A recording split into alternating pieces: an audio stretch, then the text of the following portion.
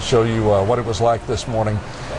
Certainly we will try to edit that for our newscast tonight at 5, 6, and 10, but we want to go ahead and get that on. We understand that Huntsville Hospital is going to be holding a news conference at 1 o'clock, and we will certainly take that live for you to let you know what's going on there at Huntsville Hospital.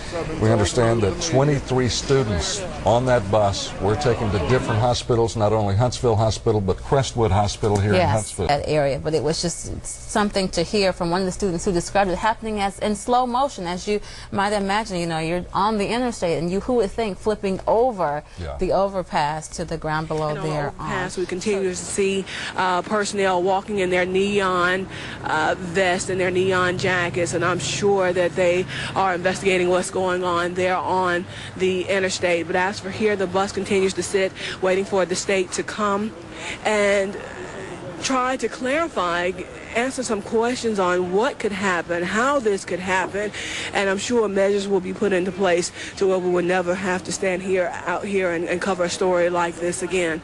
Christy? We're hearing two different things too, Violet. This is Aaron talking. Craig Boswell spoke with somebody who was in a high-rise building, a former student, who said they saw a red car pull in front of the bus and the bus had to swerve.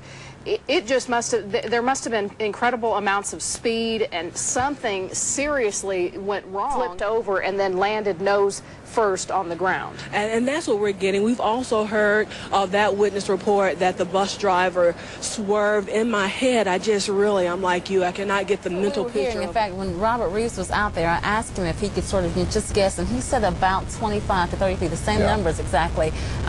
So quite a fall, you know, and students being on that bus, as you would imagine, were tossed and thrown around as it was falling from the interstate there below to Church Street. Once again, updating the number of students who were killed in this bus accident this morning. Huntsville police now tell us that 2 students are dead as a result of this accident. 23 students were taken to the hospital.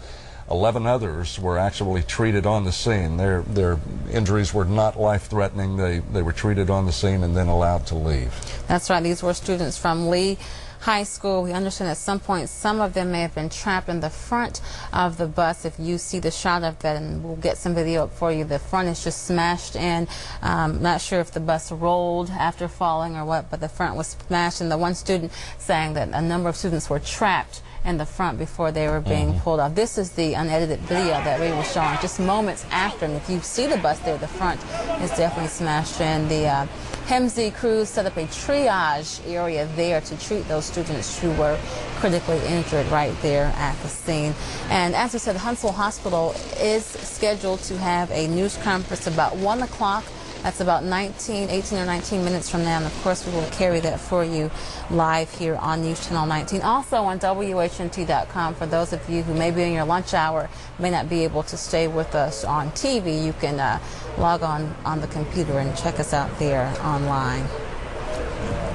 The students that were being treated at the scene, you see some of them sitting there. Those were probably the students who were less critically injured. You know, you can't sing the praises enough of the paramedics who were there on the scene, Huntsville Fire and Rescue. Lisa, if I'm not mistaken, when I was getting ready to come into work and I had the television on, and correct me if I'm wrong, but I think there were ambulances from other areas around the Tennessee Valley that were actually call to Huntsville, and they said, we need your help. Absolutely. When we first got reports of this, and as the word spread, they were calling for every available ambulance in the area. Now, we did see some from Athens, Limestone area who were here, as well as from the Decatur area who were brought in to obviously help. I mean, in a situation like this, you want to get as so many of the churches already gathering, lifting these young people up in their thoughts and in their prayers, as are their family members who have all gathered at Huntsville Hospital in the main cafeteria there waiting word. They are compiling a list of the family members when they arrive. They have a master list of the students that were transported from the scene, and they're able to compare that list and pass on information. Family members that we talked to earlier this morning, they still are at a loss as far as the condition of their loved one. And you know, as a parent, that's a hard thing to know that your child, we know that they're hurt. The extent of the injuries, we don't know. but we know that they're hurt, and as soon as we have that information. Right now, what we still don't know, and hopefully we can get some clarification on this when Huntsville Police bring us a news conference in about 15 minutes, is the situation with the bus driver. Nick Kinney on the scene said that he had heard unconfirmed reports that the bus driver may actually have jumped out of the bus before it went over the guardrail, and so that's one of the many angles of the story that we are working to track down. Maybe they had a field trip that morning. You simply don't know. And we did learn since the last time we spoke with you about 2 or 3 minutes ago that the Huntsville City School System is preparing some kind of, I don't know if it's going to be a press release or if it's a news conference. It very well may be a news conference in conjunction with the Huntsville Police Department over at the hospital that you spoke about just a few minutes ago. So we will have more answers.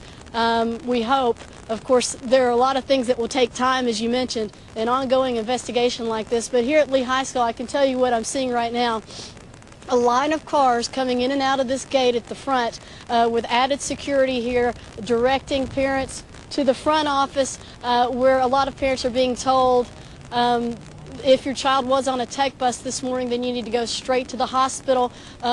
We see a lot of parents when they come in this gate, when they leave, they're coming with their students, with their son or daughter. But it has been a steady flow. It has been an emotionally charged day at Lee High School. I mentioned to you earlier this morning, after the accident, after the news spread of the accident, a fire truck and an ambulance were here. They were called to Lee High School because a teacher, after hearing the news that this accident had happened, fainted, just passed out from the news. Now that teacher is okay, we're told. The teacher is now conscious, but that just gives you an idea of just how emotional this has been, if you can even imagine. They're calling out names, they're calling out room numbers of where the parents can find their children, and they're not calling out conditions anymore. They were calling out conditions in the beginning, but now they're kind of pulling parents to the side and explaining conditions, which you can automatically tell the conditions of the children based on the expression on the faces of the parents. Like I said, two extremes, either one of extreme joy or one of extreme anguish and sadness. It's an incredible scene of humanity here. According to witness statements they were telling me about, apparently the bus just got out of control, went around the curve there on that overpass and just got out of control, got into the guardrail, and then flipped off over the side of that guardrail. Witnesses telling me that there were no other cars involved in this accident. Of course, we're still trying to figure out exactly what happened. That goes contrary to some of the stuff we had heard earlier in the day. So we're still trying to put all the pieces of the puzzle together out here, just like they're trying to do back behind me about 100 yards. Investigators trying to figure out what it was that caused that yellow school bus to flip over that guardrail on 565. Still looking for answers out here, and will apparently be looking for answers for quite some time as this day progresses. Of course, there's a 1:30 press conference over at the hospital. We've got crews on it, so maybe there may be some answers coming from that news conference. But of course, we're still live out here on this scene where that bus flipped off the overpass on 565. All right, Nick Kenny for us live there, Church Street, the scene of the accident this morning where city bus, Huntsville City Schools bus carrying 34 students went over the guardrail on 565 and fell below. We have confirmed the 34 students on board that bus at the time, 34 students taken to local hospitals as a result of this accident. 2 of the 34, we're told, have died this morning. 9 of those were taken to Crestwood. Of the 9, 2 refused treatment. 7 received lacerations and minor injuries.